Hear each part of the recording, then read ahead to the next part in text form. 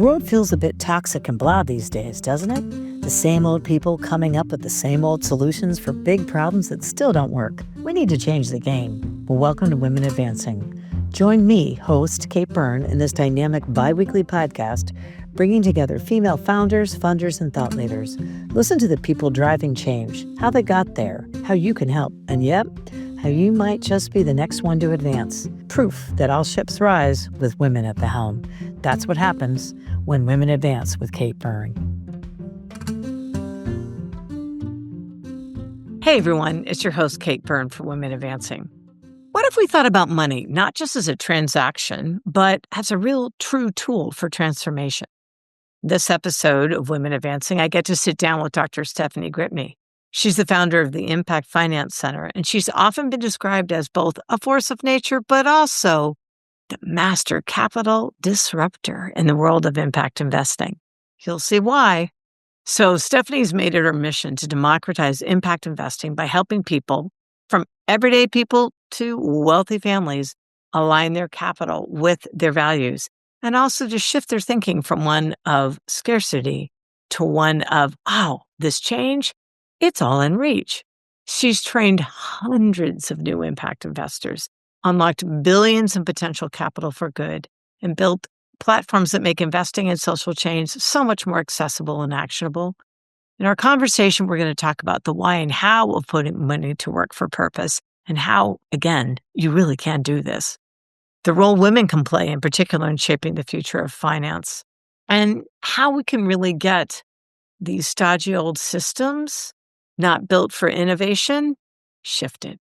Stephanie brings the fire, the humor, and the clarity and the brilliance, I'm just going to say, that we need to rethink what investing can really do. Plus, she shares a little bit about her upcoming book. So be sure to stay to the end where I share my KB takeaways. And believe me, there are plenty. Let's hear what Steph has to say. Welcome, Women Advancing crew. We have got a terrific conversation set up for you today. I'm joined by Dr. Stephanie Gripne, who's the founder and CEO of the Impact Finance Center and soon to be author, a little something we'll be hearing about shortly. Welcome, Stephanie. Thank you, Kate. It's wonderful to be with you. Well, you have always got so many fabulous things going. And the thing that I love most about you is your desire to improve things, make things better. When you see something's kind of janky and not working, it's kind of like, And one of those, obviously, is the capital system. So let's go back to the beginning. What made you even look at the whole capital system and think, man, this system needs a serious redesign? I can think of a few things, but I'd love to hear your thoughts. It makes sense when I think about it now, but along the journey, it was really growing up in a small town in a ski resort in Idaho. So I grew up in Haley, Idaho, which is just outside of Sun Valley, Idaho. And I currently live in another ski resort most of the time. I'm based technically out of Denver, but I spend a lot of my time in Breckenridge, which is a lot like Haley, Idaho, Sun Valley, where I grew up. And growing up in a small town, what's great about a small town is you hang out with people that are different than you, that you might not, when you end up in a big city, you can kind of find your people a little bit more easily. But when you grow up in a small town, you hang out with a wide variety of humans. And in the town I grew up in, we had two controversies growing up. We had one over an endangered salmon, the spring-summer Chinook salmon. And the other one was over introducing wolves into Yellowstone. And it might sound benign to when you talk about, what could possibly go wrong with an endangered fish, an endangered wolf? But what happened in my community is when I was 15 years old, I worked for the river guides. And then when I was 19 years old, I worked for the fisheries biologist who had to make the call on when to shut down the river to stop the river guides from floating boats down because the salmon had to reproduce. And so in a classic case of man versus nature, for lack of a better, framing of it, my friends, the river guides, threatened the lives of the fisheries biologist. Oh, And the ranchers threatened the lives of the wildlife biologists to reintroduce wolves. And I just remember, I love all of them. Like, I love the ranchers, I love the river guides, I love the fisheries biologists, wildlife biologists, love the fish and the wildlife. And I just remember thinking, I'm surrounded by just extraordinary resources, private and public resources. And yet we're in this false myth of a game where if the fish wins, I lose my livelihood. That was, and it even harkened back to my PhD advisor led the Spotted Owl project, the oh, Pacific wow. Northwest Forest Plan, Dr. Jack Ward Thomas, and it was like it's me or the critter, right? From that perspective. And so, because it was always around the wildlife, I thought I need to become a wildlife biologist. And what I discovered on the journey, midlife or in my 20s, is my interest was less about the fish and the wildlife and the wolves and more about the community flows of capital in my system. And so the short of the long journey is I discovered just luckily had a skill and aptitude to do transactions for good. And I got to do them the last 3.5 years with my dad. When he got a real estate license and mortgage broker license, he'd been a successful workout guy. And instead of giving my dad an allowance as I was caregiving for him in his 50s, I would buy a house. And next thing you know, we had 3 houses, 4 houses, 5 houses, 6 houses in Lander, Wyoming. And that money, my dad would get the fee for the real estate fee and the mortgage broker fee. And on house number 3 or 4, he came home one day and he said, there's all these people with really bad credit. But some of the people with really bad credit were paying their bills. They just didn't have the proper medical insurance. And now they're in a thing called a medical bankruptcy. I think we should go on the next house. We should go buy it, lease it to them so they get to move into their home 3 to 5 years early. And we decided to set aside part of the rent for equity. And if the house appreciated above a certain amount, 10%, we said we'd like to give them that upside. And so we got a job for my dad, the joy of philanthropy, an amazing tenant, a 10% return. And they got to have dignity and And and centuries of great partial karma. equity upside. And I was like, whoa, this is what I want to do. And so, but was just finishing a PhD in forest economics. And luckily I was in a peer fellowship, and that person's Sonia Newenhouse in Wisconsin, she said, I've been watching you with this real estate. You need to switch your career. And I just lost my mom and my dad. Then they're 56 and 58 years of age. And I was tired and Yeah. I listened to her. And so the last of the next chapter of that journey was I did transactions and the Nature Conservancy, and I joined the Eco Products Fund, the first $100 million private equity fund in carbon, water, wetlands, and biodiversity. And then this chapter started when I became a professor at University of Colorado. I know we both share the love of the academy, and I got there and I was like, why is it so hard to raise money? And I was like, wow, there's no place to teach people about money that doesn't turn around and want something from them. Great. And I was like, we need a bunch of academic centers that teach financial innovation and impact investing. So now I say I'm a restoration ecologist in the financial markets. Oh, So that's a I great. would say yeah, I would say I didn't start out to solve fixing the problems. I started solving this knowingness that there was enough money, private money, public money in my community to solve our problems.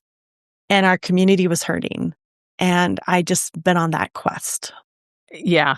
I was just going to say, I love how you just stated that. You started from a place of enough because it's Yeah. there. I mean, it's there. So it's kind of uncovering it. So when you're having been called sort of the great disruptor of capital, how would you then say what does that even mean? And what are you trying to disrupt the most is how people find the Great question. When we do a lot of investor trainings to this date, like we just finished a Vail workshop last fall. We did a workshop in Northern Colorado. And it doesn't matter if we're doing investor training in Alaska or North Boston or Jackson Hole or the Central Valley in Yosemite, where we'll be in October.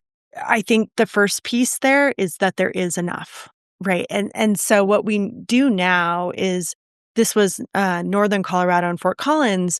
they picked the topic area and they picked housing, and that's the most common topic that people pick right this minute. And I say, okay, how much money would it cost to house everybody? And that's when you take the number of units times the amount of money, and it's a really big number. And I'm like, the banks will give us 80% of that really big number. So we just need 20% the down payment. What's that really big number? And it was $740 million. And then I'm able to take, there's wealth screening tools and like donor search and wealth engine. And I can look your name up and my name up, and we can buy the records of those wealth screening tools. And so I look up how many people have $1 million in Northern Colorado and how many people have $5 million. Now, this isn't the government wealth or the philanthropic wealth or the corporate wealth. This is just wealth like us. Right. And I get the number of people of $1 million in assets and $5 million in assets, and I put it into my AI and I say, calculate the private wealth in that community. And it turns out to be $180 billion. Whoa. So I say, okay, how much to house everybody? $740 million. How much private wealth do you have? $180 billion. Can somebody divide those two numbers for me? Yeah. Okay. So we would have to mobilize less than 1% of the wealth, 0.4% of the wealth in Northern Colorado to house everybody. And I think to your point, Kate, like you said enough, but we all structurally live in scarcity. Like we start the conversation with like, how many people have too much budget in their personal lives and their professional lives? Who's like, oh my gosh, I just had too much money to spend this year. Said no one ever. Right. So it's the concept that we're flooded with resources. We have more resources than we possibly need to solve our problems is there. And so then the interesting part of it is, I just had a call today with this amazing community foundation leader. And she had said through our conversations in the last year and a half, she hadn't realized what she was doing when she was in a trust banking office. And I said, I think the issue is that there's a lot of really well-meaning, like good-hearted, big-hearted people who want to make the world a better place.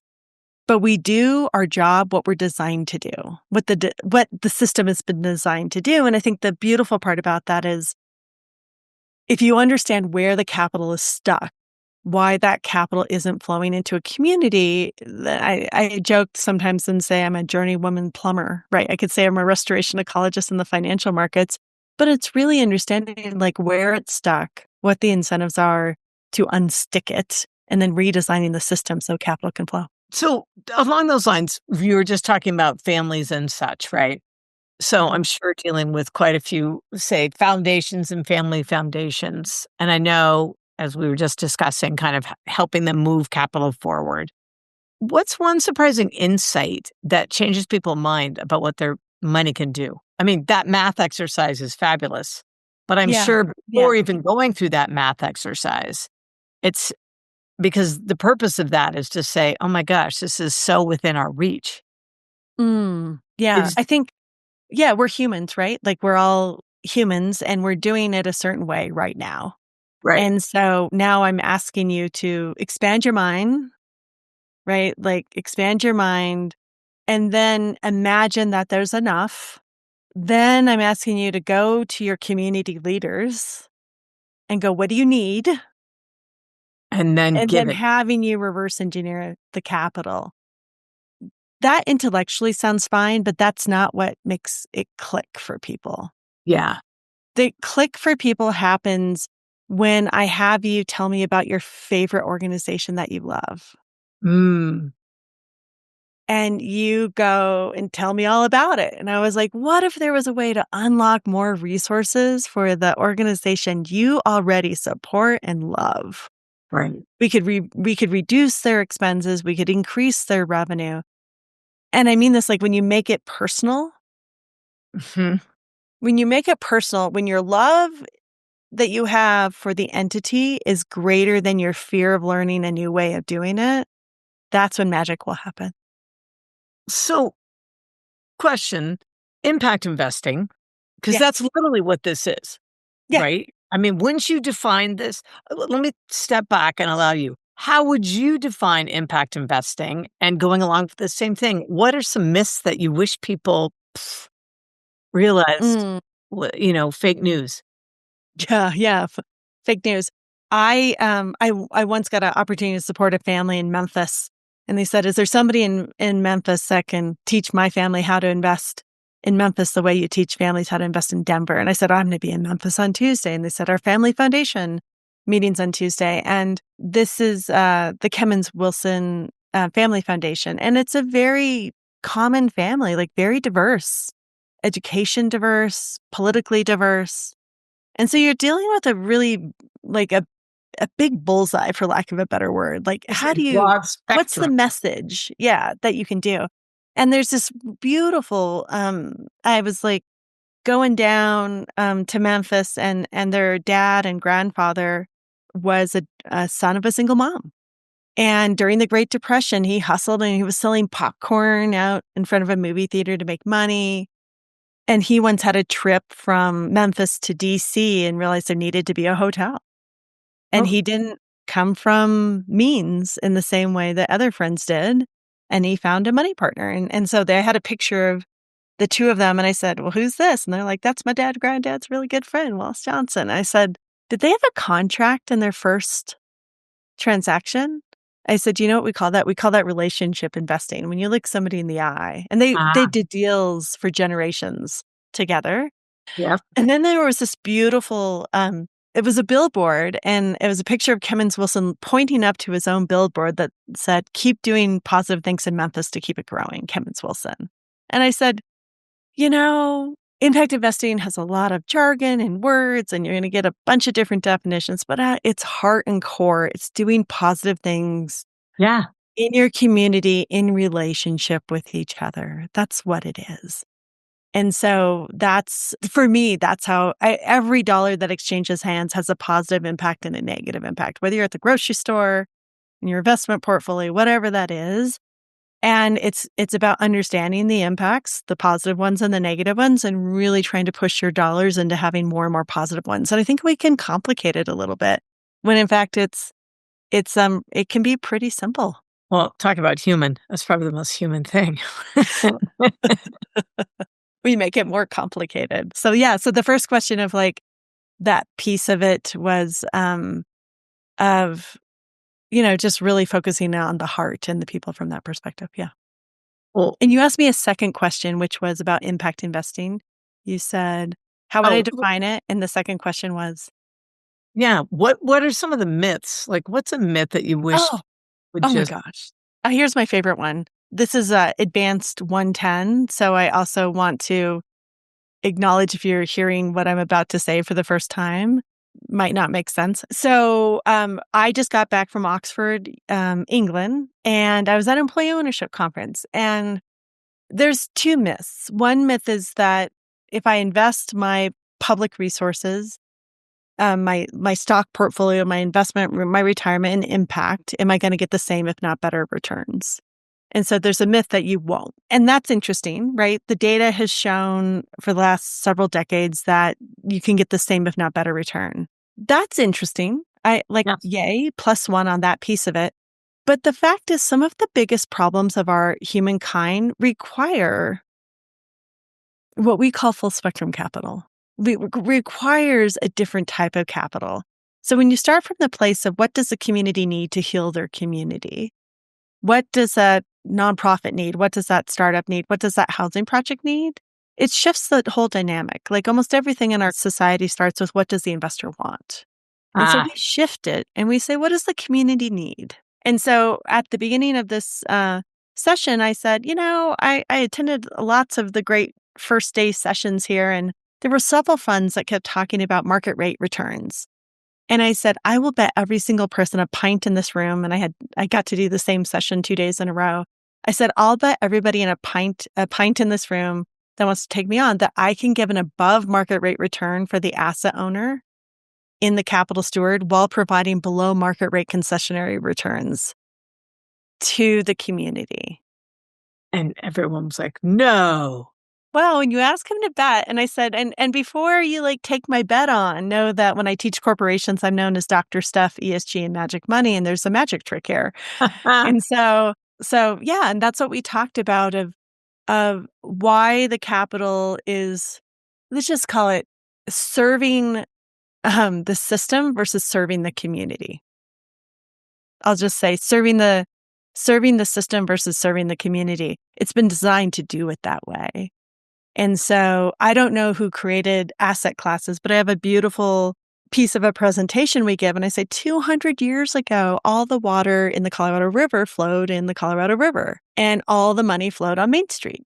And in the name of efficiency, we created canals, both in the Colorado River and on the Main Street Capitol. The Main Street Capitol canals are called asset classes. And the canals in the Colorado River were for irrigation and drinking water. And we did that in the name of efficiency. We're like, we need to be more efficient with our capital, flowing water and our physical capital. But what happens when you take too much water out of a stream? You'll kill the stream. Yep. It goes dry. And so how did people save streams? They shut off the canals. Oh, wow. And so what we're talking about right now is that what if we are willing to, what if I, a human, instead of breaking my capital into what I would donate over here, cosign another place, put my debt even a third place and my equity in a fourth place, what if I put my dollars in one place? And you would take a dollar I would donate, a dollar I would get a 4% return on my bond or CD, and a dollar I get my 8% return on in my retirement. And if I gave those $3 to a nonprofit, the blended rate of that would be negative 29% interest rate. And that's a lot of capital to do a lot of the things our communities need. Yeah, no kidding. So the math, like when you're willing to do blended finance internally in a beautiful way, magic can happen. Wow. Amazing. Well, so now how can women especially start kind of reclaim some of the power in these capital flows? Yeah. So when I think about that, the first thing I would do, and this is just like, we haven't even written this down, but we've talked about it in a little bit. The first thing I would do is I would do a money over dinner conversation. So there's a movement called Death Over Dinner. And and you get family and friends together and you have a really intimate dinner about dying and what it means and what your fears are and all of those things. We reached out to them and said, hey, could we do a money over dinner? So the first thing to do is like get some friends, get a couple girlfriends together and say, let's do a money over dinner. And then to your point, Kate, have the conversation of what is enough? What will make me feel safe? When do I have enough? Can I use the money that is my anchor to have enough to do good in the world? Or is it only after I have enough? But start having those conversations. What don't you know? Do you have an investment advisor? Are they a fiduciary? Where's your money sleeping at night? So start in those conversations on dinner. Then we have friends and colleagues that have an Invest for Better chapters. And so then you like organize, and I think of it as a preschool, right? Preschool is the money over dinner, and then kindergarten is Invest for Better. And then the next thing is after that is getting ready to run our fourth one with the Women's Foundation of Colorado, do an impact investing giving circle. Oh, there you go. Get a group of people together. We have curriculum for 7 classes. Donate the money in together. Learn how to invest by doing in a safe, fun way, right? Right. $2,500 donation in this case. We're getting $80,000 back. And we get to learn about trust-based investing, equity. Like, are you designing it for what's right for you? Or are you designing it what's right for the community, right? From that perspective. And then evaluate your investment advisor. Yes, that's really, sorry for all you investment advisors, but it's really true. And actually, I think it would be good for the investment advisor, keeps them on their toes as well. Absolutely. Like the funny part is like so many times we'll be talking about to somebody, like, take going back to employee ownership, and the investment advisor is like, "Hey, Apis and Heritage, this amazing employee ownership investment fund out there. Would your clients be interested in investing in that investment fund?" And the investment advisor says, "Well, my client isn't demanding that. Like, there's no demand from my clients for that." And my question back to the investment advisor is, "But wait, aren't you the educator for Yeah. investing? Right. So aren't you the one that should be teaching them about, if they care about workers and employee ownership, that you would be the one teaching them about this?" And so there's this chicken and the egg issue that happens where you have all these amazing emerging managers and fund managers and intermediaries doing these, like, life-changing work, but they're in a gatekeeper situation with the investment advisor. Yeah. And I know when I was running SoCap, so many people, because one of my biggest things is why is it that things like just ESG and impact investing, but just hasn't taken off to the degree. I mean, it's getting better now than it was, but why? And literally a lot of it, I had a lot of people tell me it's because people have been doing what they've been doing for a long time and they don't want to change it.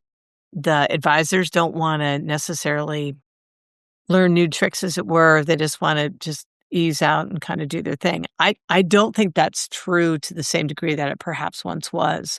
And I think younger generations are probably clamoring a lot harder for it and not, taking it. It's overwhelming, though. Like, if you're an individual in this space, it's new language, new jargon, new Oh, organizations, and it's broken in so many places. And so it's difficult to figure out, to use your analogy, like the lane you're going to walk in and the role you're going to have on the stage. Like, what is my role to do this?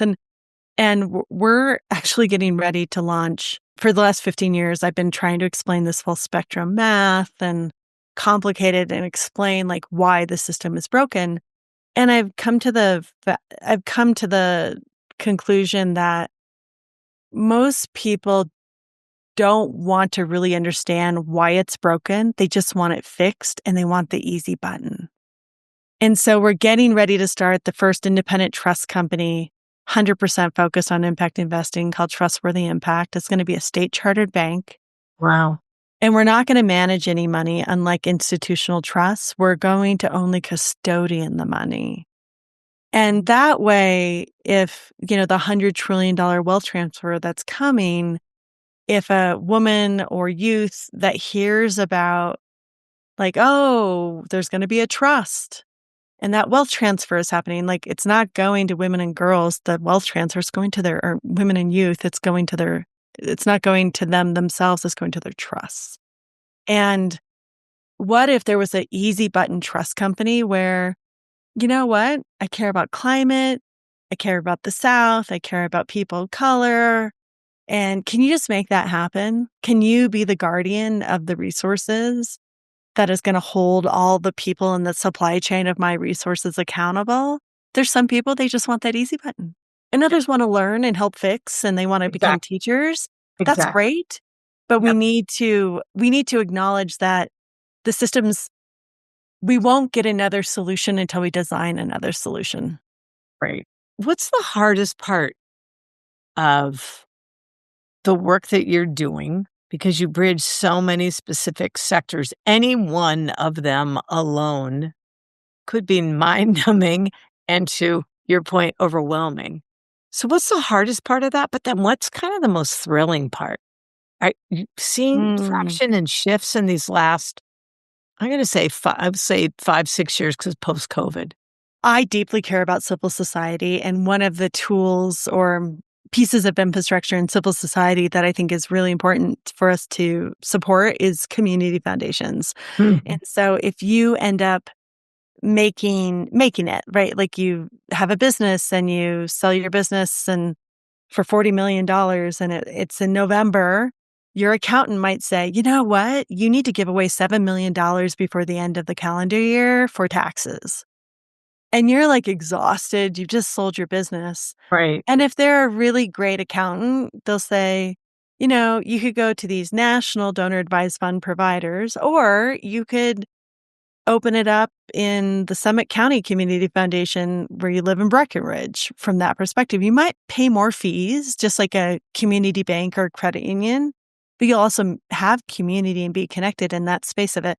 And to me, this is the place where people of good faith on both sides of the aisle come together to make their community better. So I think of it as the root system of civil society. And so about 3 years ago, we started really ramping up our commitment to educate community foundations, because it's not just the money they have in their foundation, it's all the mini foundations people have. When you set up, your accountant's like, well, you could set up a mini foundation under this community foundation and pay a fee until you'll have a donor advised fund. And so we were the Gilson Family Foundation, a private foundation we've worked with a lot in Colorado, came to us about 5 years ago and said, can you bring all that you're doing in Colorado to Massachusetts? And I said, are you willing to give grants to community foundations so that they can develop their strategic plans for impact investing?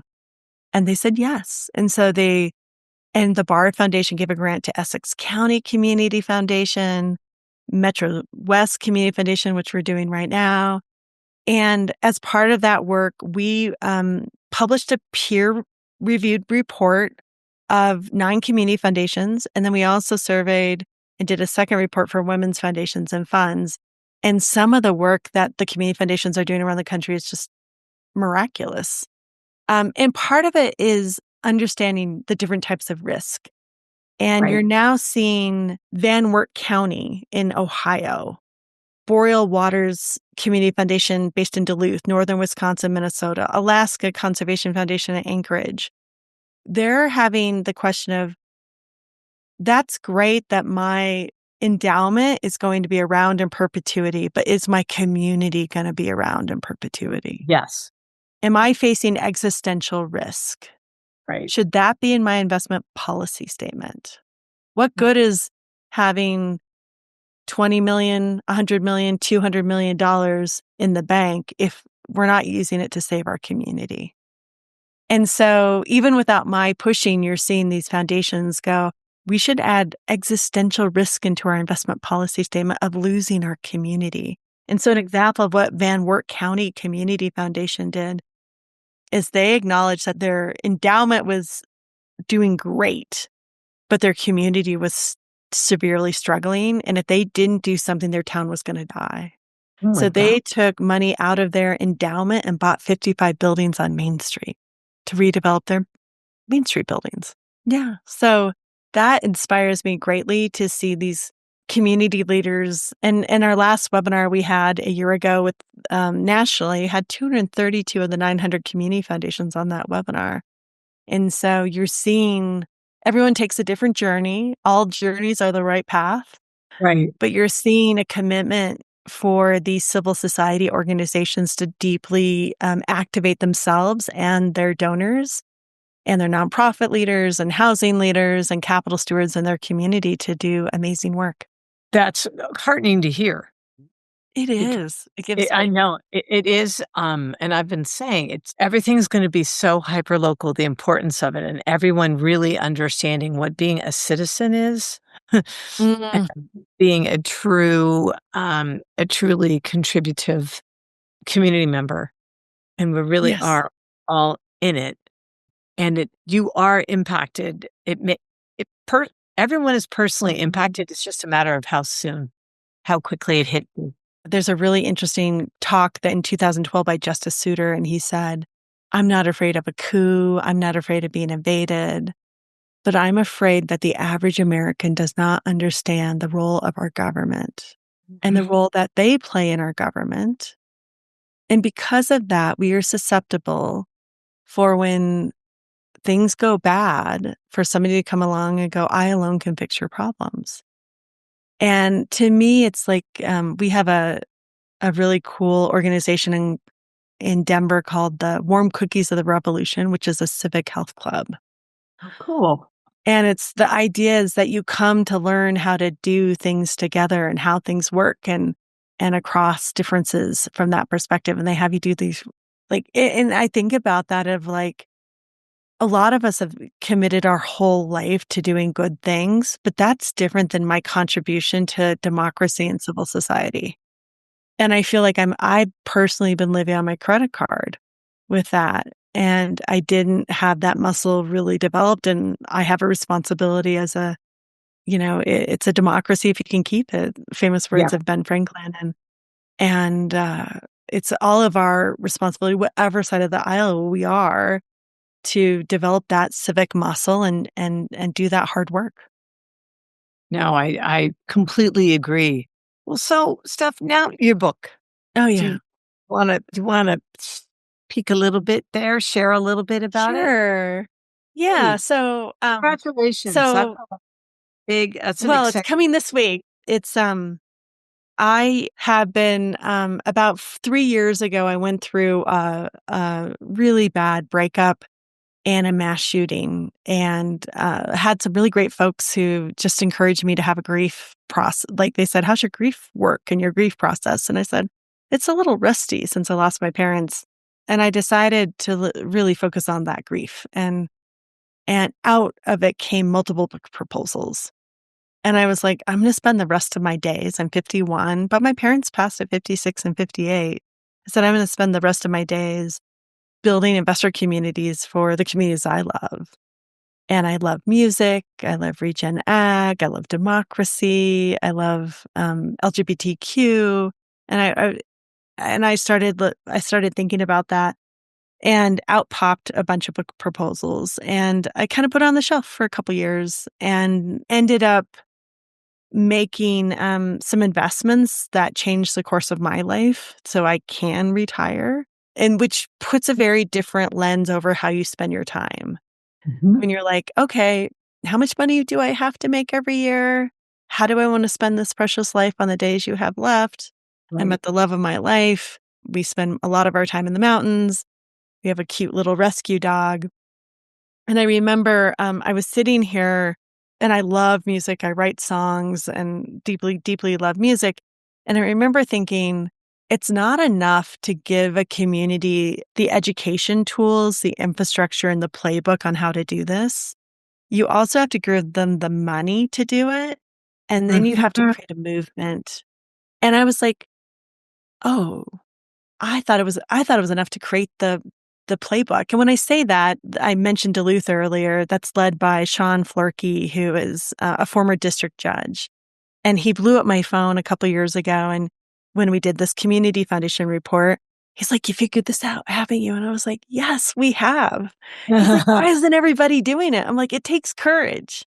And he's like, "Stephanie, I've had to put single moms in jail. If you can solve my housing crisis and my Oh, wealth and achievement gap, I will have the courage to do this." And he's proven to be, they just allocated 25% super of their awesome. mission to that. So to me, it's about a movement. And in 2012, we received a small grant to do a little video on how foundations can do investing from the Packard Foundation. And we did it on Second Harvest Food Bank. Oh. And it's a food bank in California. So the book came about because Taylor Swift was doing an Eras tour through the United States, and she's donated to food banks. And one of them was Second Harvest Food Bank. And I did a tweet. I'll still say tweet. I did a tweet and I said, imagine if Swifties understood impact investing. Oh my gosh. And, the other creatives are the chefs. Then we have the athletes and we have the journalists. And so I'm like, they know how to build movements, and all of them individually struggle with their own investing. They struggle as a group of musicians and a group of creatives and artists. The infrastructure struggles, the fans struggle. And so I was like, oh my gosh, what would this happen? So I will say I was late to the party. I was not an active Taylor Swift listener at that point. But my partner asked me what I wanted to do for my 50th birthday. And I said, I really want to go understand these Swifties. And so a year ago, we were speaking at the same employee ownership conference in Oxford, and had an they had the Black Lives Matter moment, where a man stabbed 10 little girls at a dance recital. And the theme that month was Taylor Swift, and 4 of them were killed. And part of me was thinking, wow, we're here for employee ownership as dignity and work. Did that person not have enough Yeah. resources? And then I was thinking, if they'd been the US, they would have had a semi-automatic and firearm, and way more girls would have passed. And so then we went to the concert in Vienna, which another angry man did a bomb scare. And so I basically convinced my partner as we hit the streets in Vienna with 80,000 sad Swifties. I said, let's pretend that there's a Swifty Venmo and a Swifty WeFunder crowdfunding site. So we asked every Swifty we met, we're like, how much money are you out because this person did a bomb scare? How much money would you give another Swifty? How much money would you receive from another Swifty? How much money would you lend another Swifty? How much would you borrow from another Swifty? And Right. by the way, would you like to refinance your personal debt, increase your wages, and buy a home? And we only had a sample size of 10, but I can tell you the love of that group is way stronger than the fear of learning something else. And had there been a magical Swifty financial system, they would have totally taken care of each other and had money left over to take care of the rest of us. And so that came this idea of, as a first-time author, you don't want to get ahead of your skis, but a series of books, the Swifty Guide to Save the World, the Chef's Guide to Save the World, the Athlete's Guide to Save the World, and the Journalist's Guide to Save the World. So the first book is going to be the Swifty Guide to Save the World. And what beautiful timing based on recent changes of life. It's interesting. I've got a person, I will be interviewing her, Tanisha Patterson Brown, in the coming weeks. And she's a very, very accomplished lawyer and does a lot with sports, with athletes. But she is also the president of the Off the Field NFL Wives Association. And she would Really? be a very important person for you to speak to. Absolutely. And, what people don't realize is none of us know how to do investing well because we're not taught. Yeah. Right. So the number of cases of athletes or musicians that are taken advantage of because they don't have a fiduciary agent and a fiduciary investment advisor, there's just to me, I'm like, wow, we can apply it to help out the creatives and then they can help us build a movement around it. So I love that very kind offer. I will. She's a terrific person. There's so much depth and breadth. I mean, she's amazing. But so in closing, with all of that life that's in all fabulous you, knowing what you know now, what advice would you give to your younger self? Mm. I was met somebody on the journey. He just recently passed. His name was Tom Clark, and he was the head of economic development for the state of Colorado. And I was nervous that I was going to go bankrupt for my nonprofit experiment 10 years ago. And we're walking back to his office, and his first thing he says out of his mouth is, "Do you write songs?" And I just started writing songs because I'd taken a test that told me I had an aptitude for music and had no aptitude to become a scientist. And so it was like somebody had to tell me that I loved music, right? Because it was kind of beaten out of you. And then I said, I love partner dancing. He's like, did you know my wife and I are amateur ballroom dancing champions? And then I said, and speaking's kind of like drama. It's like getting on stage. And I said, I was a scholar athlete. I don't even know where the tryouts were for drama or choir or et cetera. So we spent the first 45 minutes just talking about discovering dance and music in your 40s. And then at the last few minutes, I was like, Tom, I think I really made a mistake. I said, I might go personally bankrupt over a nonprofit. And he looks at me and he's like, everyone should go bankrupt once. And I say that, and he meant, and he did, and he ended up becoming one of the top economic development leaders, is our darkness keeps us from understanding our power and our agency, our fear. And I would have told my younger self, it's all going to be okay. And your only regret will not be trying harder, not be taking more fear. Let people say what they're going to say about you if they don't understand just yet. And so I think I would have given myself permission earlier to go for it. And I also, honestly, the other thing I would have done was, which I finally did midlife, is I applied that affordable housing transaction to myself, and I'm doing it to my team right now. Like I'm not, my expenses aren't that much. And so I have a small little real estate portfolio that subsidizes my nonprofit habit. I wish I would have done that a little sooner, because I could have taken better care of my health and along the way. And I'm also a person who believes in, if you like where you're at, then all the pieces helped make you who you are. But I would say take more risk. It's going to be okay. Fall on your face, break a bone or two. It's all, just try. Go for it. Because, you know what it's like when you don't. And if you're not happy, you have the ability to do exactly that, to try something differently. Either Yes. way, you get information. And you'll get a little farther on, to your point. All of those experiences are what get you on that journey and make that journey so rich. Some more Absolutely. pleasant, definitely, than others, believe me, says the scarred and bruised, wizened me, but I wouldn't have had it any other way, really. Yeah. And that's hard to say in some moments, but it's also a beautiful thing to be able to say. And yeah, And so you will be able to say it eventually. I just had this conversation earlier today. You will absolutely. be able to, and sometimes, the only way through it is just slogging through it. It is like, Yeah. Rumi's quote, the wound is where the light enters, and Rilke of, in the difficult are the hands that work on you. And if you can allow that darkness, that fear to become something you love and a beautiful part of yourself, and understand where the lessons are, and have it be the birthplace of something beautiful and new, that's everything. Oh my gosh. All right. Well, on that note, philosopher, we're going to add that to your list of accomplishments. But seriously, Dr. Stephanie Gripne, thank you so, so much, Steph. What a wonderful conversation. I really appreciate you Thank making you, Kate. time. And also fantastic suggestions. So I'm going to be, everyone listening, hello, pay attention. Be on the lookout for that book. Yes, for sure. But definitely, we're going to be having links for people to reach out to you who want to learn more and start changing life the way as you suggest. Making Let's time. do it. One person at a time. Awesome. One little Thank move. you. Away we go. All right. Away we go. Thanks so Take much. care. Okay. Bye-bye. I got to say, Dr. Stephanie Gripne is probably one of the most intelligent people I've ever met.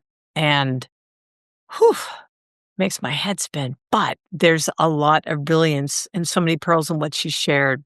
For my KB takeaways, here are the key that I see. One is our entire financial system has always been structured in scarcity. We're always coming from a place of not enough. When actually, when we do the hard math, as Stephanie did right in front of us, uh, it is possible. Some of these big problems, like housing entire communities, are all within reach. We just have to come from a place where there's actually enough. We just have to put it to work together. Second, somewhere along the lines, we got things mixed up. We started looking at what's good for the investor versus what's good for the community. Oftentimes, what's good for the community is, in the long term, good for the investor as well.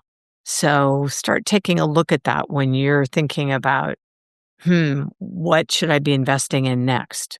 Third, every dollar has negative and positive impact. Make sure you know which ones yours is doing.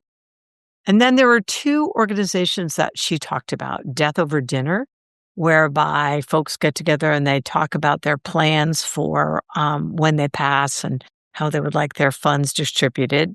Really important conversation. And then dear friend Janine Firpo's organization, Invest for Better.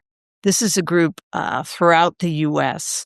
who are putting together funding circles, but it's very good, very educational, and I'll be sure to put links in for all of this in the blog. So with that, thank you so much for listening, and let me know what you would like to hear next, because I'll do my best to find the smart voice behind it. Until next time. Thanks for listening. May this episode inspire you to move forward. Be sure to go to iTunes, Spotify, katebyrne.co, that's KATEBYRNE.co, or wherever you listen to your podcasts, and listen to even more episodes. Here's to strong women. May we know them, may we be them, may we raise them. And be sure to meet them on the next Women Advancing. Ta till next time.